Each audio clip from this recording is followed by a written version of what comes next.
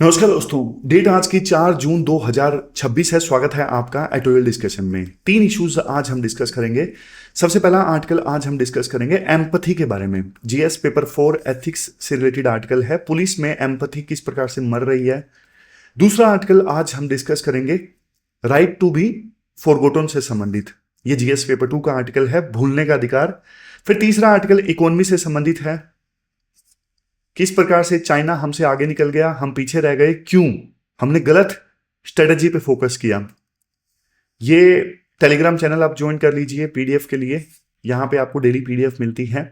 अब चलिए discussion start करते हैं। हमारी आज की डिस्कशन में फर्स्ट इंपॉर्टेंट आर्टिकल एम्पैथी के बारे में है। आप स्पेशली ना जीएस पेपर 4 से इस आर्टिकल को रिलेट कर सकते हो। कल देखो किसी ने बोला था कि सर द हिंदू में ना कम आर्टिकल्स आते हैं जीएस पेपर 4 और इवन जीएस पेपर 3 से भी रिलेटेड। देखो मैं पूरी कोशिश करता हूं कि जीएस पेपर 3 और जीएस पेपर 4 से रिलेटेड आर्टिकल्स अलग अलग न्यूज़पेपर से ना ऐड किए जा सकें। ये बात सही है कि द हिंदू ज्यादा ना जीएस पेपर 2 पे फोकस करता है, तो पॉलिटी, गवर्नेंस, आईआर, इनसे रिलेटेड आर्टिकल्स ज्यादा आते हैं। लेकिन मैं कोशिश हमेशा यही करता हूं कि दूसरे न्यूज़पेपर से अच्छे आर्टिकल्स ऐड किए जा सकें। तो ये जो आर्टिकल है एम्पैथी से रिलेटेड ना अच्छा आर्टिकल है। कंटेक्स्ट क्या है, देखो बहुत दुखद घटना हुई थी तमिलनाडु के कोयम्बटूर में। एक 10 साल की बच्ची का रेप हुआ और फिर उसका मर्डर कर दिया गया। लेकिन देखो जब इस केस से रिलेटेड पुलिस मीडिया को संबोधित कर रही थी ना, 3 ऑफिसर्स थे, तो ना वो सामने बैठे थे और मीडिया वाले भी सामने बैठे थे। तो पुलिस वालों में ना एक अजीब सी चीज नोटिस की गई। कुछ जो ऑफिसर्स थे बिल्कुल कैजुअल थे, मतलब वो ये नहीं सोच रहे थे कि कितना दुखद केस है। वो हंस हंस के आपस में बातें कर रहे थे। और एक पुलिस वुमन जो थी वो तो अपने नाखून रब कर रही थी। तो ना पूरे देश में गुस्सा सा पैदा हुआ कि भाई इतना इतना भयानक केस हुआ है और आपको जैसे कोई असर ही नहीं पड़ा। आप हंस रहे हो, नाखून रब कर रहे हो, हंस हंस के बात कर रहे हो। और देखो ऐसा नहीं है कि ये इंडिया में ऐसा हुआ, यूएस में भी। आप में से यूएस वाली घटना तो आपको शायद नहीं पता होगी, मैं बता देता हूं। यूएस में क्या हुआ था कि ना एक पुलिस ऑफिसर की गाड़ी का ना एक्सीडेंट हो गया था। मतलब पुलिस की गाड़ी ने ना एक इंसान को टक्कर मार दी और वो जो पर्सन था वो इंडिया का था, इंडियन ओरिजिन का था। लेकिन देखो टक्कर मारने के बाद में जब पुलिस वाला गाड़ी से बाहर निकला ना, तो वो हंस रहा था ये तो मर गया। मतलब और वो यूएस में आपको पता है डैश कैम में चीजें रिकॉर्ड हो जाती हैं। हर एक पुलिस वाले को ना अपनी वर्दी पे एक कैमरा लगाना पड़ता है। तो ये चीज ना रिकॉर्ड हो गई कि टक्कर मारने के बाद में वो बाहर निकलता है और हंसने लग गया कि ये तो मर गया। तो इससे भी पूरी दुनिया में गुस्सा पैदा हो गया कि भाई तुम्हें जान की कीमत ही नहीं है, वो इंसान मर गया है, उसकी फैमिली पे क्या बीतेगी और तुम हंस रहे हो। तो और हमारे देश में ना ऐसी कहानियां भी काफी कॉमन है कि जिस घर में डेथ हो जाती है, डेड बॉडी रखी है और पुलिस वाले वहां पे तैनात हैं, पुलिस वाले चाय मांग रहे हैं कि चाय मिलेगी। तो राइटर कहते हैं देखो एक जो ऐसा ऑफिसर जिसने काफी साल सर्विस में बिता दिए हैं ना, हार्डन्ड ऑफिसर, उसके लिए ये रूटीन का काम हो सकता है। लेकिन भाई एक विक्टिम की फैमिली के लिए ना ये कितना बड़ी घटना है। तो यही चीज है जो पुलिस वाले कई बार ना समझते नहीं है। अगर देखो लॉ की देखभाल, मतलब कानून की देखभाल करने वाले ह्यूमन सफरिंग से इतने ज्यादा डिटैच हो जाएंगे, तो फिर देखो पब्लिक का जो भरोसा है ना, पब्लिक का जो भरोसा है क्रिमिनल जस्टिस सिस्टम के ऊपर से वो हट जाएगा। अब यहां पे देखो हमें ना थोड़ी अंडरस्टैंडिंग भी लानी पड़ेगी कि आखिरकार ऐसा होता क्यों है कि पुलिस वाले जो हैं वो इमोशनली डिटैच क्यों हो जाते हैं। देखो ऐसी ट्रेजेडीज ना एक आम इंसान के जीवन में ना 1 या 2 बार होती हैं। लेकिन एक पुलिस वाला ना रोजाना डेड बॉडीज देखता है, डोमेस्टिक वायलेंस के केस देखता है और ब्रूटल क्राइम्स के केस देखता है। तो लगातार जो ट्रॉमा देखता है ना एक पुलिस वाला, तो ना इसका ना पुलिस वाले की मानसिकता पे ना एक साइकोलॉजिकल इफेक्ट होता है। वो साइकोलॉजिकल इफेक्ट क्या होता है, वो साइकोलॉजिकल इफेक्ट होता है कंपैशन फैटीग। जब आप देखो लगातार दूसरों के दुख देखते हो ना, तो एक टाइम के बाद में आपकी जो सिंपैथी फील करने की कैपेसिटी है ना वो खत्म होने लगती है। और यही पुलिस वालों के साथ में होता है। फिर दूसरा है सेकेंडरी ट्रॉमेटिक स्ट्रेस। मतलब दूसरों का जो दुख है, दूसरों का जो ट्रामा है, उनको सुन के, उनको देख के आप खुद ट्रामा के शिकार हो जाते हो। तो ये भी पुलिस वाले फेस करते हैं। फिर है इमोशनल नंबिंग। मतलब होता क्या है, जैसे देखो इमरजेंसी वार्ड के डॉक्टर्स हैं, या फिर ऐसे सोल्जर्स जिन्होंने बहुत ज्यादा कॉम्बैट जोन में काम किया है, या फिर डिजास्टर रिलीफ में काम करने वाली टीम्स हैं, वो सब ना इमोशनल नंबिंग का शिकार हो जाते हैं।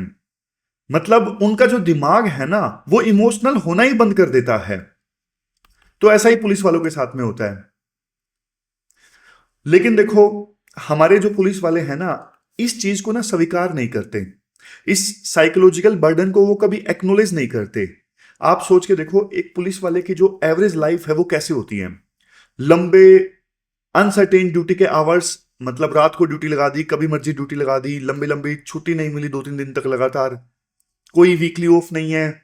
बहुत बार ऐसा भी होता है, लगातार पॉलिटिकल प्रेशर आता है, कभी किसी पॉलिटिशियन का फोन आ गया, कभी किसी का। और पब्लिक की एक्सपेक्टेशंस भी बहुत ज्यादा होती हैं पुलिस से, लेकिन रिसोर्सेज उनके पास में उतने नहीं होते। तो एक पुलिस वाला जो बाहर से देखो कई बार बहुत इंसेंसिटिव दिख रहा है, वो उतना इंसेंसिटिव असल में अंदर से होता नहीं है, लेकिन हालात की वजह से वो इंसेंसिटिव हो जाता है। वो क्योंकि वो अंदर से ना पूरी तरह से साइकोलॉजिकल ड्रेन्ड है, इमोशनली वो पूरी तरह से एग्जॉस्टेड है, थका हुआ है।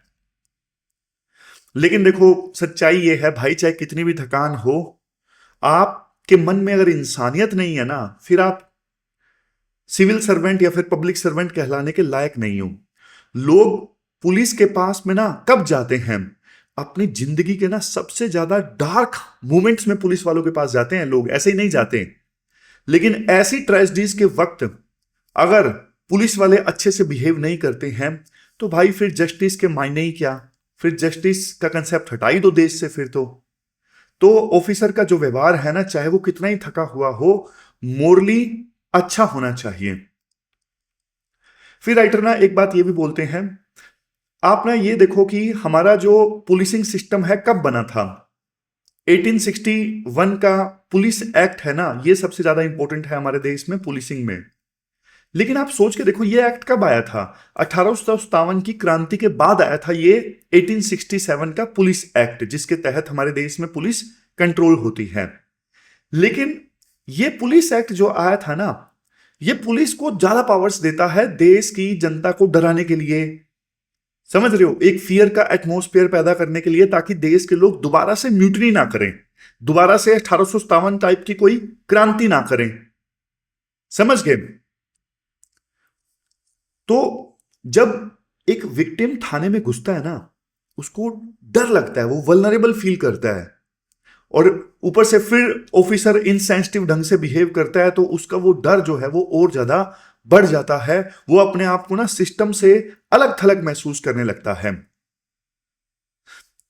तो प्रॉब्लम देखो हम समझ गए। अब सॉल्यूशन बताना जरूरी है। सॉल्यूशन क्या हो सकता है? सबसे पहले इंफ्रास्ट्रक्चर में आप रिफॉर्म लेके आओ। पुलिस स्टेशन देखो डर के स्टेशन नहीं होने चाहिए, सिटीजन फ्रेंडली होने चाहिए। पुलिस स्टेशन में वेलकमिंग एटमॉस्फेयर होना चाहिए कि आप आइए। क्लीन और वेंटिलेटेड रूम्स होने चाहिए, सीसीटीवी कैमराज होने चाहिए, सीटिंग फैसिलिटीज अच्छी होनी चाहिए, ड्रिंकिंग वाटर होना चाहिए, महिलाओं के लिए सेपरेट वॉशरूम्स होने चाहिए। और आज भी देखो हम देखते हैं कि वल्नरेबल महिलाओं के लिए जो सेफ होम्स होते हैं ना, वहां पे बेसिक फैसिलिटीज या टॉयलेट्स भी नहीं होते। तो ये चीजें हमें ठीक करनी पड़ेंगी। फिर पुलिस वालों को ना इमोशनल लिटरेसी सिखाने की जरूरत है।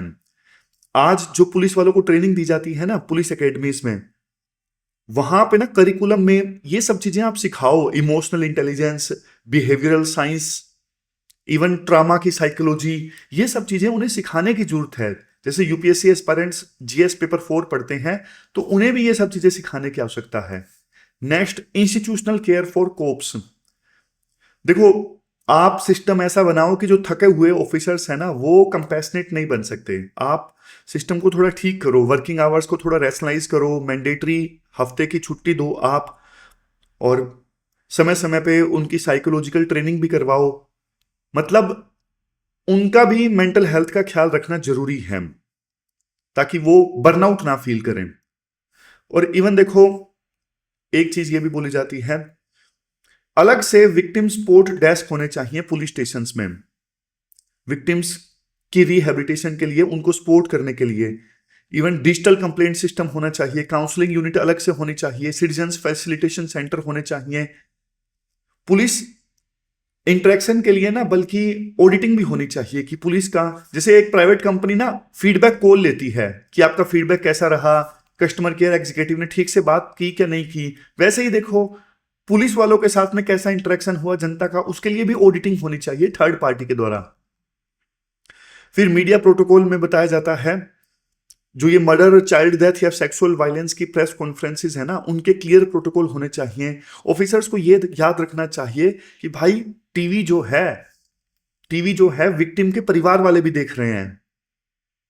और देखो हमारा जो समाज है, इवन जो मूवीज वगैरह आती हैं उसमें ना एग्रेसिव पुलिसिंग और इंस्टेंट जस्टिस को ग्लोरीफाई किया जाता है कि हाँ भाई पुलिस वाले ने एनकाउंटर कर दिया, ये सब चीजें बहुत ग्लोरीफाई की जाती हैं। तो पुलिस पे जब सिंघम बनने का प्रेशर होता है ना, तो धीरे धीरे फिर वो कन्फ्रंटेशन वाली प्रैक्टिसेस अपनाने लगती है और संवेदना भूल जाती है। लेकिन कुछ बेस्ट प्रैक्टिसेस जिससे सीखा जा सकता है, जैसे एक तो हरियाणा का संवेदी पुलिस इनिशिएटिव है जिसमें पुलिस वालों को public respect, victim sensitive communication, human behaviour, ये सब सिखाया जाता है। फिर यूके और कनाडा से बेस्ट प्रैक्टिसेस हैं ट्रामा इन्फॉर्म्ड पुलिसिंग, मतलब ट्रामा की सिचुएशन में पुलिस को कैसे बिहेव करना चाहिए और बुरी खबर को कैसे कम्युनिकेट करना है, वो सारी चीजें सिखाई जाती हैं। फिर जापान का कोबन सिस्टम है, इसमें पुलिस और जनता के बीच में ना फैमिलियरिटी बिल्ड की जाती है, मतलब जान पहचान बिल्ड की जाती है और इससे ट्रस्ट ज्यादा बढ़ता है पुलिस और जनता के बीच में। इवन स्कैंडिनेवियन जो कंट्रीज है ना, वहां पे भी पुलिस वालों को सिखाया जाता है कैसे कम्युनिटी से मैनेज करना है। देखो हमें ना कॉपी पेस्ट नहीं करना इन सभी इनिशिएटिव्स को, लेकिन हमारे कंटेक्स्ट में जो भी एप्लीकेबल है ना वो हम इंप्लीमेंट कर सकते हैं। तो ये हमने पूरा आर्टिकल डिस्कस किया।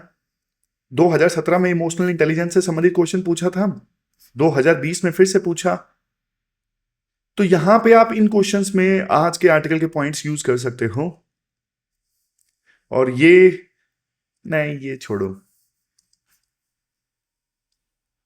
ये वाला प्रैक्टिस क्वेश्चन आपको अटेम्प्ट करना है मेंस का। ये प्रैक्टिस क्वेश्चन नंबर 1 है जो आपको अटेम्प्ट करना है। चलते हैं आगे। इसके बाद नेक्स्ट आर्टिकल देखो, इकोनॉमी से संबंधित है। बियॉन्ड 1991, मतलब 1991 के एलपीजी रिफॉर्म के बाद में इंडिया ने कौन सा रास्ता अपनाया, चाइना कैसे इंडिया से आगे निकल गया, इंडिया को क्या ठीक करने की आवश्यकता है। अच्छा आर्टिकल है ये भी, आप सिलेबस में ना जीएस पेपर 3 इकोनॉमी से इस आर्टिकल को रिलेट कर सकते हो। शुरुआत में राइटर बोलते हैं, देखो 1991 की बात है और इंडिया में एक क्राइसिस आए थे, बैलेंस ऑफ पेमेंट क्राइसिस। और उस समय देखो दुनिया भर में ना एक नया ट्रेंड चल रहा था, ट्रेंड था US led globalization. US led globalization मतलब अपने बॉर्डर्स ओपन कर दो, ट्रेड को फ्री कर दो। और यूएस समेत दूसरे डेवलप कंट्रीज की नीति ये थी, मतलब उनकी सोच ये थी कि देखो जब ग्लोबलाइजेशन आएगा तो हमारे सस्ते माल जो हैं वो डेवलपिंग और गरीब देशों के अंदर जाएंगे, हमारे प्रोडक्ट ज्यादा बिकेंगे, इसलिए उन्होंने ग्लोबलाइजेशन को प्रमोट किया। तो हमने ना 1991 में एक आसान रास्ता चुना। हमने सोचा यार खुद की फैक्ट्रीज लगाकर हाई वैल्यू वाली जो मैन्युफैक्चरिंग है कौन ही करे, इससे अच्छा यूएस जैसे देशों से सस्ता सामान हम इंपोर्ट कर लेंगे। लेकिन देखो इसका नतीजा जानते हो क्या हुआ, इसका नतीजा ये हुआ आज इंडियन बिजनेसेस ना सिर्फ असेंबलर और मार्केटियर बन के रह गए हैं। हम पुर्जे तो बाहर से मंगवा लेते हैं और लेकिन उनको सिर्फ हम जोड़ते हैं और बेच देते हैं, या फिर सिर्फ मार्केटिंग करके बेच देते हैं। चाइना से सस्ता माल मंगवाते हैं, उसके बाद बहुत सारी इंडियन कंपनी सिर्फ अपना टैग लगा देती हैं, अपना स्टिकर चिपा देती हैं और अपने ब्रांड से उन्हें बेच देती हैं। लेकिन देखो ठीक इसके विपरीत चाइना ने क्या किया उस समय 1980s में ना, मतलब 1980s की बात अगर आप देखोगे ना, उस समय चाइना और इंडिया टेक्नोलॉजिकल बिल्कुल सेम लेवल पे थे। इंडिया में भी उतनी टेक्नोलॉजी डेवलप थी और चाइना में भी उतनी। लेकिन चाइना ने आसान रास्ता नहीं अपनाया, उन्होंने एक जबरदस्त एग्रेसिव इंडस्ट्रियल स्ट्रेटेजी अपनाई। उन्होंने ना फ्री ट्रेड का फायदा उठाया, मतलब सस्ता सामान थोड़ा बहुत आता था तो उसका फायदा लिया, लेकिन देखो उन्होंने ये फायदा लिया सिर्फ एक्सपोर्ट के लिए, इंपोर्ट के लिए उन्होंने फायदा नहीं लिया, एक्सपोर्ट के लिए उन्होंने फ्री ट्रेड का फायदा उठाया। उन पे बहुत सारे इल्जाम लगे कि वो फॉरेन टेक्नोलॉजी को चोरी कर रहे हैं, रिवर्स इंजीनियरिंग करते हैं। रिवर्स इंजीनियरिंग मतलब यूएस से कोई मशीन मंगवाई, उसके पुर्जे पुर्जे खोल के देख लिए और फिर से वैसी मशीन बना के रख दी। मतलब इंटेलेक्चुअल प्रॉपर्टी राइट्स के चोरी के आरोप भी चाइना के ऊपर लगे। लेकिन भाई चाइना को ना कोई फर्क नहीं पड़ा। चाइना को सिर्फ इस चीज से फर्क पड़ता था कि हम टेक्नोलॉजी को डेवलप करें और सस्ता माल दूसरे देशों में इंपोर्ट करें, और इसके लिए उनके ऊपर यह भी आरोप लगे कि जानबूझ के वो अपनी जो करेंसी है वो डिवैल्यूएट करके रखते हैं, कम करके रखते हैं ताकि ज्यादा एक्सपोर्ट किया जा सके। लेकिन चाइना को इन आरोपों से भी कोई फर्क नहीं पड़ा। और नतीजा जानते हो क्या हुआ? आज 2026 में देखो इंडिया कहां खड़ा है, चाइना कहां खड़ा है। इंडिया को अपने कंज्यूमर्स के लिए, अपनी इंडस्ट्री वालों के लिए मशीनें कहां से मंगवानी पड़ रही है? चाइना से मंगवानी पड़ रही है। इलेक्ट्रॉनिक्स का हार्डवेयर कहां से मंगवाना पड़ रहा है? चाइना से इंपोर्ट करना पड़ रहा है। हम चाइना के ऊपर डिपेंडेंट हो गए हैं। चाइना भाई बहुत सही खेल गया, उन्होंने बहुत सही स्ट्रेटजी अपनाई। और हमारे देश में क्या चल रहा था 90s में? कोलिशन इरा चल रहा था, सरकारें गिर रही थी, ध्यान सिर्फ पॉलिटिशियंस का पावर हथियाने पर था, और चाइना सही टाइम पे सही खेल गया। एक इकोनॉमिस्ट है जिनका नाम है हु जून चंग। ये देखो हु जून चंग, इन्होंने ना एक फेमस बात बोली थी। इन्होंने कंसेप्ट दिया था किकिंग अवे द लैडर।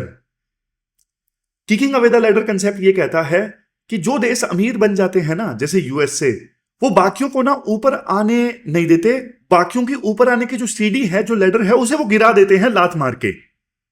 समझ रहे हो? पहले तो देखो, जैसे यूएसए का एग्जांपल लीजिए, पहले तो देखो वो खुद प्रोटेक्शनिज्म अपना के अमीर बने, अपनी डोमेस्टिक इंडस्ट्रीज को प्रोटेक्ट करके।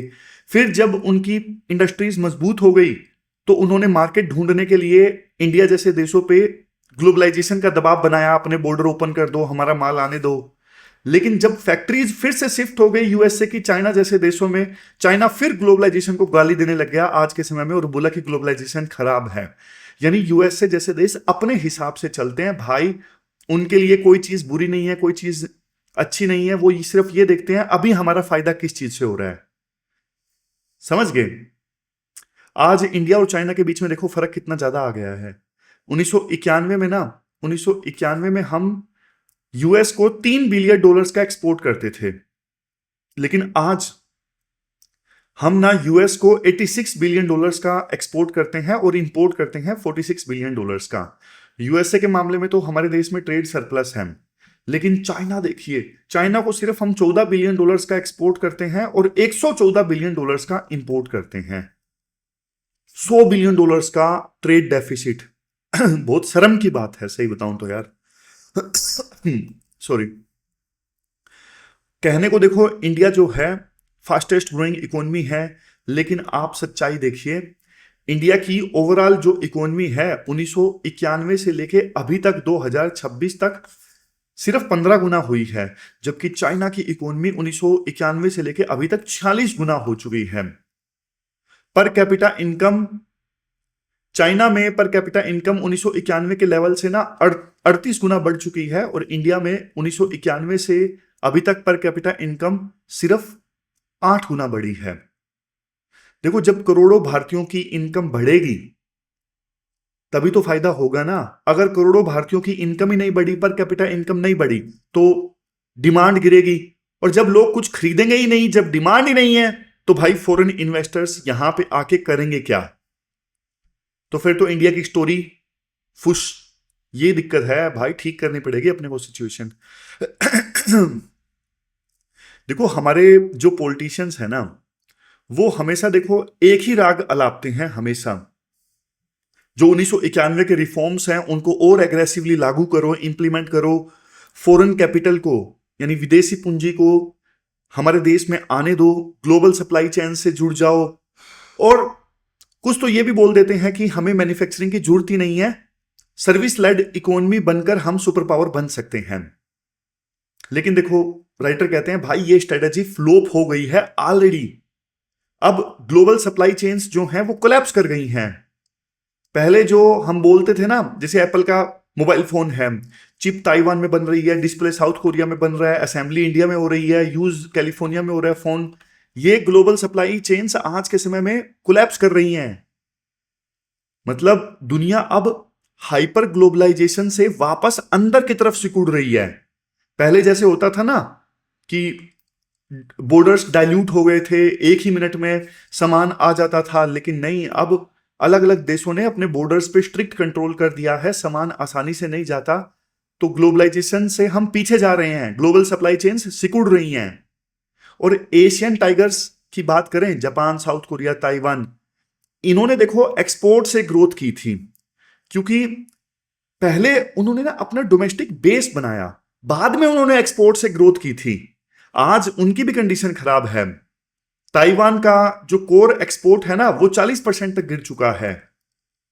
वो लोग सिर्फ अब एआई रिलेटेड इंडस्ट्रीज की वजह से टिके हुए हैं, जैसे चिप्स हो गया, सेमीकंडक्टर मशीनरी हो गई। और चाइना फैक्टर की बात करें, यूएस आज अगर इंपोर्ट को रोकने की धमकी दे रहे हैं ना चाइना से, तो उसके जवाब में चाइना ने अपनी मार्केट डाइवर्सिफाई कर लिए हैं। मतलब जिस मार्केट में इंडिया अपना माल बेचना चाहता था, वहां अब चाइना का माल डंप हो रहा है। तो ये इंडिया के लिए कितनी चिंता की बात है। तो कहने का मतलब ये है, इन 3 पॉइंट्स का कंक्लूजन ये निकलता है कि एक्सपोर्ट लेड स्ट्रेटेजी अब इंडिया के लिए नहीं चलेगी। समझ गए। और देखो, इस आर्टिकल में अब जो लास्ट का हिस्सा है सबसे पावरफुल है। राइटर ये कहते हैं, देखो, एक टर्म होती है वाशिंगटन इकोनॉमिक्स। वाशिंगटन इकोनॉमिक्स बोल दीजिए, या फिर वाशिंगटन कंसेंसस बोल लीजिए, या फिर शिकागो स्कूल ऑफ इकोनॉमिक्स बोल लीजिए। इनका ना सिंपल फंडा था, जो इन कंसेप्ट्स के पक्षधर थे ना, उनका सिंपल फंडा था कि मार्केट को फ्री छोड़ दो, सरकार इकोनॉमी में बिल्कुल दखल ना दे और सब कुछ प्राइवेट कर दो, टैरिफ 0 कर दो। इंडिया देखो, इसी यूएस आइडियोलॉजी की वजह से ना पिछले 35 सालों से पीछे चल रहा है, इसी आइडियोलॉजी की वजह से, वाशिंगटन कंसेंसस की वजह से। पर हाल ही में ना आईएमएफ ने एक रिपोर्ट दी, इंटरनेशनल मॉनेटरी फंड ने एक रिपोर्ट निकाली। ये रिपोर्ट कहती है मिया कल्पा। मिया कल्पा क्या है, ये देखो, मिया कल्पा लास्ट में। मिया कल्पा एक लैटिन वर्ड है जिसका मतलब है अपनी गलती मानना। आईएमएफ खुद मान रहा है कि भाई ये जो वाशिंगटन कंसेंसस वाली पॉलिसी है, फ्री मार्केट वाली आइडियोलॉजी है, ये गलत थी। दुनिया को वापस रियल इकोनॉमी की तरफ आना होगा। तो ये आईएमएफ खुद मान रहा है, यानी वाशिंगटन कंसेंसस की सब कुछ मार्केट पे छोड़ दो, ये अब आइडियोलॉजी फेल हो गई है। आईएमएफ का कहना है अब स्टेट को एक्टिव रोल प्ले करना पड़ेगा, स्ट्रेटेजिकली टैरिफ लगाना पड़ेगा। रियल इकोनॉमी का समय फिर से वापस आ गया है, जैसा पहले हुआ करता था। और वर्ल्ड वार के बाद में जब गैट बना था ना, गैट यानी आज का डब्ल्यूटीओ, जो ट्रेड को रेगुलेट करता है विभिन्न देशों के बीच में, तब देखो उसके आर्किटेक्ट ना, जिन्होंने ये गैट या डब्ल्यूटीओ बनाया था, उसके आर्किटेक्ट बेवकूफ नहीं थे। जो ये गैट है ना, इसमें प्रोविजन लिखा हुआ है कि भाई डोमेस्टिक इंडस्ट्रीज को अनफेयर कंपटीशन से बचाने के लिए ना विभिन्न देश एक्शंस ले सकते हैं। लेकिन 1990 के बाद में तो हाइपर ग्लोबलाइजेशन ग्लोबलाइजेशन उसकी लहर आ गई। लेकिन अब रियलिटी फिर से सामने आ रही है कि ग्लोबलाइजेशन कुछ नहीं था, ढोंग था डेवलप कंट्रीज का, और वो पर्दाफाश उनका हो चुका है। अब इसके बाद क्या करना चाहिए? अब तो देखो, इंडिया को ना नई सोच की आवश्यकता है। सबसे पहले तो देखो, हमें ना डोमेस्टिक इंडस्ट्रियल डेप्थ की आवश्यकता है। हम अब फ्री ट्रेड के भरोसे नहीं बैठ सकते। हमें ना अपने खुद के मैन्युफैक्चरिंग सेक्टर में बेस बनानी होगी। नेक्स्ट, इनकम बढ़ानी होगी देश के लोगों की। एक्सपोर्ट अभी आप भूल जाओ, पहले आप अपने देश के लोगों की परचेजिंग पावर बढ़ाओ। चाइना की ग्रोथ का मेन इंजन जानते हो क्या था? मेन इंजन था उनकी डोमेस्टिक इकोनॉमी और उनकी इंटरनल कंजम्पशन। लेकिन हमारे देश में हम ये नहीं कर पा रहे हैं। हमारे देश में बस हमें पॉपुलेशन ज्यादा होने का लाभ मिल रहा है, इसके अलावा नहीं। पॉपुलेशन हमेशा ज्यादा नहीं रहेगी। फिर नेक्स्ट है डिग्निफाइड एम्प्लॉयमेंट। हमारे युवा लोगों के लिए ना ऐसे एंटरप्राइजेस हमें बनाने चाहिए जहां पे वो जॉब पर कुछ नया सीख सकें, मतलब अर्न एंड लर्न। सिर्फ गिग इकोनॉमी या फिर छोटी मोटी जॉब्स पैदा करके देश आगे नहीं बढ़ने वाला है। फिर किसानों की जो इनकम है वो हमें बूस्ट करनी होगी। किसानों की इनकम बूस्ट होगी तभी गांव में जो डिमांड है वो बढ़ेगी। तो ये पूरा आर्टिकल हमने डिस्कस किया। ये कीवर्ड्स हैं जो आप इस्तेमाल कर सकते हो। Hyper globalization, economic statecraft, per capita, illusion. और ये प्रैक्टिस क्वेश्चन है प्री का, आप अटेम्प्ट कर लीजिए। ये कुछ पास्ट में यूपीएससी के द्वारा पूछे गए क्वेश्चंस हैं जहां पे आज के आर्टिकल के पॉइंट्स यूज हो सकते हैं। और ये प्रैक्टिस क्वेश्चन जो आपको अटेम्प्ट करना है, क्वेश्चन नंबर 2। चलते हैं आगे। इसके बाद नेक्स्ट आर्टिकल देखो, राइट टू बी फॉरगॉटन से संबंधित है। सिलेबस में आप जीएस पेपर 2 के इस टॉपिक से आर्टिकल को रिलेट कर सकते हो। एक केस आपको देता हूं, केस स्टडी देता हूं। मान लो एक पर्सन है महेश, कॉलेज में है, अभी सही लाइफ जी रहे हैं, गर्लफ्रेंड भी बना रखी है। लेकिन एक दिन देखो महेश पे ना फर्जी केस दर्ज हो जाता है। महेश कोर्ट में जाता है, साल भर ट्रायल चलता है। अंत में कोर्ट महेश को ना बाइज्जत बरी कर देती है। महेश खुश है कि महेश की इनोसेंस साबित हो गई। लेकिन कुछ साल बाद, कुछ साल नहीं, 2-3 साल बाद, मान लीजिए महेश को 2-3 साल बाद जॉब मिल गई।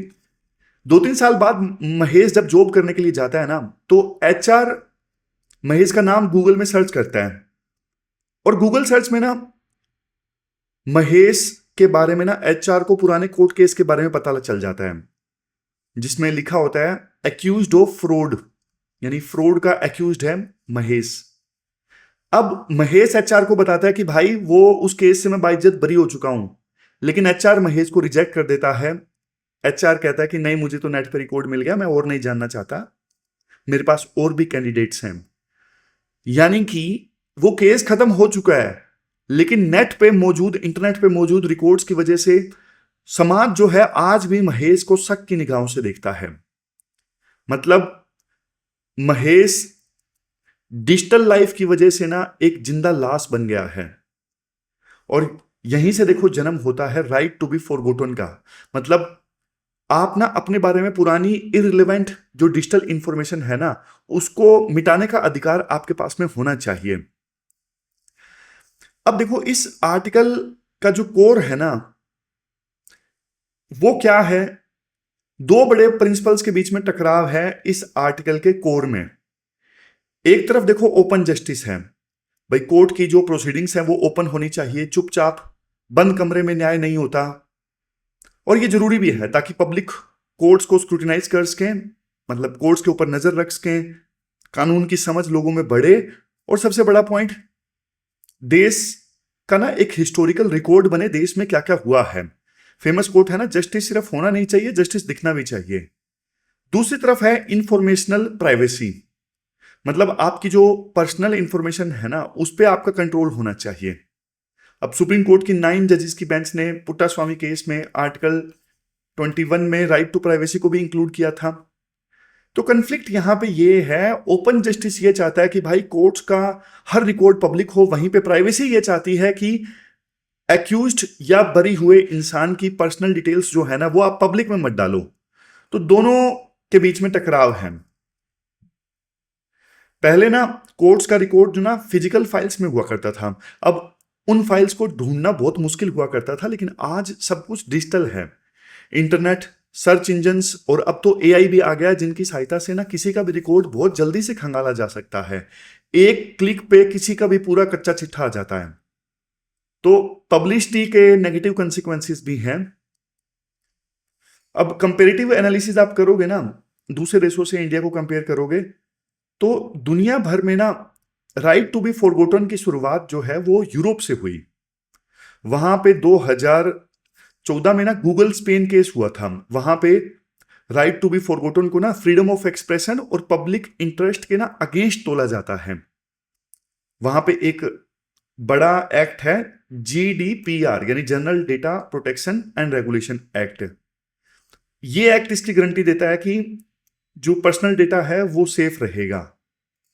तो यूरोप जो है ना अच्छे से बैलेंस करता है freedom of expression and public interest को, और बैलेंस करने के लिए उनका जो राइट है वो है राइट टू बी फॉरगॉटन। ये जो राइट है ना दोनों के बीच में बैलेंस स्टैब्लिश करता है, एक तरफ फ्रीडम ऑफ एक्सप्रेशन, दूसरी तरफ पब्लिक इंटरेस्ट। समझ गए? 29 मई को ना दिल्ली हाईकोर्ट का भी इस सिलसिले में एक फैसला आया। दिल्ली हाईकोर्ट ने भी एक ऑर्डर पास किया राइट टू बी फॉरगॉटन पर। जस्टिस का नाम था जस्टिस सचिन दाता। इन्होंने एक अलग ही स्टैंड लिया। इन्होंने ये बोला कि भाई देखो, डिजिटल ईरा में ना बैलेंस बनाना बहुत मुश्किल है। उनके 3 मेन लॉजिक थे। सबसे पहले, अपडेटिंग इज नॉट इनफ। उन्होंने ये बोला कि सिर्फ ऑफिशियल कोर्ट रिकॉर्ड अपडेट करने से काम नहीं चलेगा। क्यों? क्योंकि देखो, सर्च इंजन्स ना अपने सर्च रिजल्ट में छोटे छोटे टुकड़े लिखते हैं, वो पूरा कंटेक्स्ट नहीं देते। एक लाइन दिखेगी, रमेश अरेस्टेड, बस। दूसरा, name search is not right. Open justice का मतलब यह नहीं कि कोई भी इंसान किसी एक्यूज्ड का नाम टाइप करके उसकी कुंडली निकाल ले, लेकिन हमारे देश में यह पॉसिबल है, किसी का नाम सर्च करके उसकी कुंडली निकाली जा सकती है। तीसरा है कॉपी पेस्ट प्रॉब्लम। अगर देखो, कोर्ट ऑफिशियल वेबसाइट पर रिकॉर्ड अपडेट कर भी देना तो क्या होगा, जो थर्ड पार्टी वेबसाइट्स है ना, जैसे इंडियन कानून है या न्यूज पोर्टल्स हैं, उन्होंने तो देखो पुराना डेटा कॉपी कर लिया है ना, वो थोड़ी ना लगातार अपने आप को अपडेट करते रहते हैं। ये दिक्कत है। तो दिल्ली हाईकोर्ट ने ना प्राइवेसी को ज्यादा तवज्जो दी, प्राइवेसी को ज्यादा ऊपर रखा बजाय के ट्रांसपेरेंसी से, ओपन जस्टिस से। तो यहां पे राइटर अपना व्यू रखते हैं। राइटर कहते हैं, देखो, हाईकोर्ट ने ना बीमारी गलत पहचान ली है। रियल प्रॉब्लम इनकंप्लीटनेस की है, डिस्कवरेबिलिटी की नहीं है। क्या मतलब है इस चीज का? इसका मतलब देखो ये है, प्रॉब्लम ये नहीं कि आप गूगल पे ना सर्च क्यों हो रहे हो, प्रॉब्लम एक्चुअल में ये है कि सर्च होने पर अधूरी जानकारी क्यों मिल रही है। अगर कोर्ट ने देखो आपको ना बरी कर दिया है, तो भाई सर्च करने पे आपका जो बाइज्जत बरी करने वाला ऑर्डर है ना, इक्विटल ऑर्डर है, वो भी जोर शोर से दिखना चाहिए। जब आप एक्यूज्ड हो, सिर्फ इतनी इंफॉर्मेशन नहीं दिखनी चाहिए। एक केस का भी हवाला दिया जाता है, इंडियन कानून मैटर 2024। इस केस का राइटर रेफरेंस देते हैं, कोर्ट रिकॉर्ड्स देखो कोई प्राइवेट डायरी नहीं है, वो ऑफिशियल एक्ट ऑफ स्टेट हैं। अगर हम उनको पब्लिक से छुपाएंगे तो हमारे पब्लिक रिकॉर्ड बल्कि और ज्यादा खराब हो जाएंगे। ओपन जस्टिस का मतलब क्या है? ओपन जस्टिस का मतलब यह है, रिकॉर्ड ना प्रैक्टिकली एक्सेसिबल होने चाहिए। ऐसा नहीं कि किसी धूल भरी हार्ड ड्राइव में बस वो रिकॉर्ड है और उसको कोई भी एक्सेस नहीं कर पा रहा है, तो ये ओपन जस्टिस नहीं होगा। तो सॉल्यूशन इस चीज का ये है, सारे जो पब्लिक रिकॉर्ड्स है ना, वो अपडेटेड होना चाहिए, जिसमें अगर एक्यूजेशन हुआ है तो ये भी बताया जाना चाहिए कि फाइनली क्या हुआ उस केस में। और प्लेटफॉर्म्स के ऊपर कंडीशन लगाई जाए सख्त कि search engine, court registries, third party archives, ये भी पूरी इंफॉर्मेशन दें, आधी अधूरी इंफॉर्मेशन ना दे। सभी प्लेटफॉर्म्स को ऑर्डर दिया जाए कि वो समय समय पे अपने डेटाबेस को अपडेट करें, और सर्च रिजल्ट्स ना पूरा कंटेक्स्ट शो करें, सिर्फ टुकड़ों में फैक्ट्स को मत शो करें। ये ऑर्डर होना चाहिए हाई कोर्ट का या सुप्रीम कोर्ट का। तो ये पूरा आर्टिकल हमने डिस्कस किया। ये कीवर्ड्स हैं जो आप आंसर्स में इस्तेमाल कर सकते हो। और 2018 में ये राइट टू प्राइवेसी से रिलेटेड क्वेश्चन पूछा था यूपीएससी ने। ये प्रैक्टिस क्वेश्चन है जो आपको अटेम्प्ट करना है। प्रैक्टिस क्वेश्चन नंबर 3 है आज का। तो ये थी हमारी आज की डिस्कशन। कल मिलते हैं फिर से एक नई डिस्कशन के साथ। तब तक आप अपना ध्यान रखिए, अच्छे से पढ़िए। Thank you very much for discussion.